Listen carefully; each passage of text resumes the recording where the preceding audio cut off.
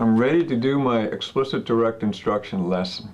Now I've got my objective. You're going to notice it's going to be written on the wall so the kids can see it. The next thing I'm going to do is I'm going to read it first. I'm not going to have the kids do a cold read. They might mispronounce the words. You'll watch what I'm going to do. I'm going to have the kids look at the words while I read it and have them track along.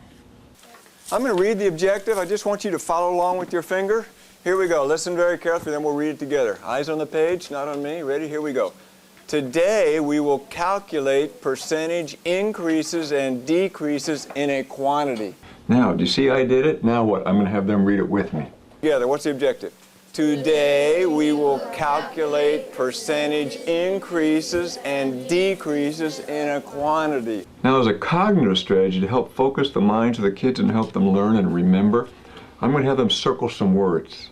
Percentage, increase, decrease. These are the key words in the lesson. So I'm going to have them do it. Watch this. I'm going to have them do it right now. Why don't we circle this word right here? This is an important word. We're doing what? Percentage. And we're doing what? Percentage increases and percentage decrease. Did you mark your page? Okay, now the next thing I'm going to do is I'm going to have them write some of those words on their whiteboards. I want them to write words like increases, decreases, percentage. This isn't a spelling lesson, but I do want the kids to work with the new content vocabulary. Now why don't we get out our whiteboards? And I want you to write on your whiteboard, what is one of the things we're going to do today? Percentage increase or percentage decrease? Just write the word on your whiteboard. Can you do that? Get your whiteboard and just write it out there. Okay? Keep your whiteboards out because we'll be using them all the time. You're either going to write this or you're going to write this. Notice as they're writing that, every single student's participating. Not just a few of them, everyone, the whole class. Now I'm having them hold it up. Every child is participating, even the kids in the back are doing it.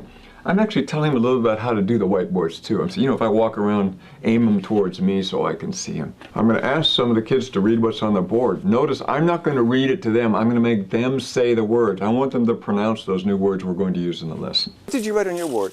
Percentage increase and decrease. Percentage increase, decrease. What did you write in yours? Increase and decrease. Great. What did you put on yours? Percentage. I noticed one of the kids' pronunciation was a little rough, so I had the whole class say it a couple more times. Percentage. Let's say that word is percentage. Can we say that one more time? Percentage. Great. What did you write on yours? Percentage. So I want the kids to get these words. To get new vocabulary in their brains, the first thing they need to do is be able to say the words. Then we'll start making this into productive vocabulary that they can use. Oh, good. Boy, what a smart class. We've all got words. Okay, erase your whiteboards and put them down. I'm getting ready to ask a checking for understanding question. Of course, I'm going to ask them, what's our objective for today? And they know what it is. They just saw it. Now, we had our objective there. I'm going to ask one of you what we're going to do today. But first, I want all of you to whisper to your neighbors. What's the objective? Wait, do we all have our partners? Point to your partner. Now, I'm going to use a pair share first. I have all of them whisper to their neighbors first. I want them to say that and think about it. Even though I don't call their name, in essence, every child answered the question when they did the pair share. And they're all doing listening and speaking using the new vocabulary I want them to use. Okay, whisper to your partner. What is the objective for today? Okay. Okay, here we go, back and forth. Now, notice during that pair share, all the kids are doing it, aren't they? They're all participating. They're saying the new words and hearing the new words. Now, I'm just going to ask some kids to tell me the objective.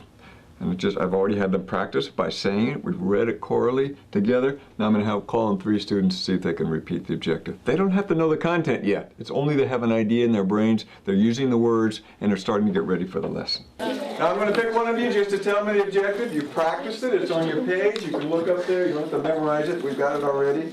Ooh, Lorena. Who's Lorena? What's our objective for today? We will calculate percentage increases and decreases of the quantity. Did everybody hear what she said? Calculate percentage increases and decreases of a quantity. Great. Notice right here, I echo those answers out because other kids may not have heard it across the room. And I want everyone to hear exactly the perfect answer every time. So make sure when you do your checking for understanding, you always echo the answers. Now notice I've got my sticks with me. I've got all the names written down. I've never taught the class before, but I've got the names. I'm just going to pull another name and have another random child. Oh, this is going to be equity for all students, isn't it? The English learners, the males, the females, the people in the back of the room. Every child is going to get called on equally. And they can all answer because I just taught them up front what the objective is. Who's Ray? RE1. What's our objective for today? We will calculate percentage increases and decreases of the quantity. Great.